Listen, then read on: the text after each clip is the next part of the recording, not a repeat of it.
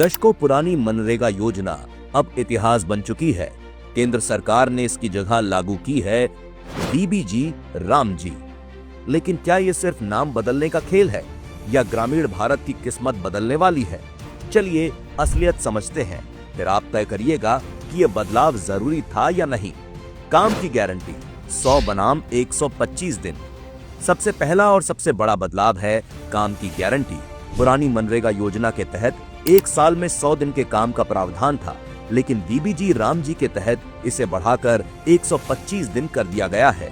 सीधे गणित में समझें तो हर मजदूर परिवार को अब साल में 25 दिन का ज्यादा काम मिलेगा। इसका मतलब है ग्रामीण परिवारों की आय में सीधा 25% का इजाफा।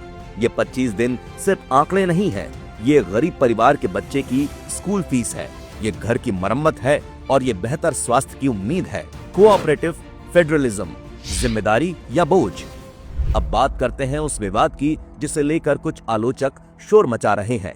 कहा जा रहा है कि केंद्र ने राज्यों पर 40% हिस्सेदारी डालकर बोझ बढ़ा दिया है। लेकिन सिक्के का दूसरा पहलू देखिए, इसे ही कहते हैं कोऑपरेटिव फेडरलिज्म।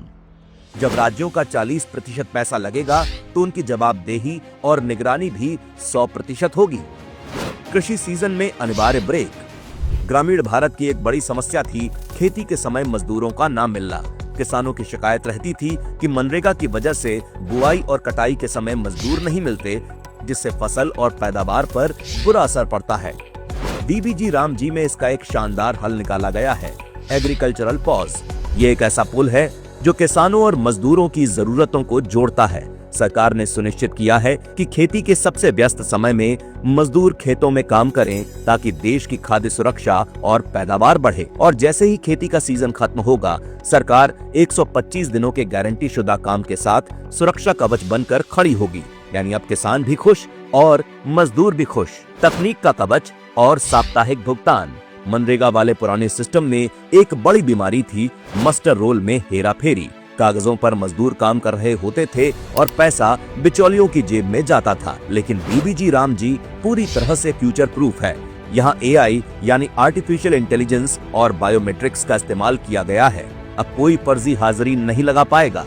आपकी मेहनत का पैसा बिना किसी लीकेज के सीधे आपके बैंक खाते में पहुंचेगा। इसके साथ ही एक और क्रांतिकारी बदलाव है साप्ताहिक भुगतान। पहले मजदूरों को 15-15 दिनों तक या कभी कभी महीनों तक पैसों का इंतजार करना पड़ता था। अब डीबीजी रामजी के तहत लक्ष्य है कि हर हफ्ते मजदूर की जेब में पैसा हो। जब हाथ में नगद होगा तो मजदूर को साहूकारों के कर्ज के जाल में नहीं फंसना पड़ेगा।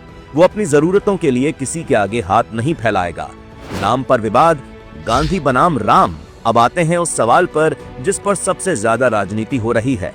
विपक्ष पूछ रहा है, गांधी जी का नाम हटाकर राम का नाम क्यों जोड़ा गया? हकीकत तो यह है कि विपक्ष को शायद प्रभु श्री राम के नाम से ही चिढ़ है, लेकिन वे भूल जाते हैं कि महात्मा गांधी के जीवन का आधार ही राम नाम था। उनके जीवन का आदर्श राम राज्य था और जब उन्होंने अपनी अंतिम सांस ली तो उनके मुंह से निकले आखिरी शब्द भी हे राम ही थे। तो अगर आज केंद्र सरकार इस योजना के जरिए राम राज्य की उस परिकल्पना को साकार कर रही है जहां हर गरीब को हक मिले, हर गांव खुशहाल हो, तो इसमें गांधी जी का अपमान कैसा? उनके नाम के साथ प्रभु राम का नाम जोड़कर सरकार ने गांधी जी के उस अंत्योदय के सपने को ही पूरा किया है। असल में विकसित भारत का रास्ता शहरों की चकाचौंध से नहीं बल्कि गांव की इन पगडंडियों से होकर गुजरता है और डीबीजी रामजी उसी रास्ते को पक्का करने की गारंटी है।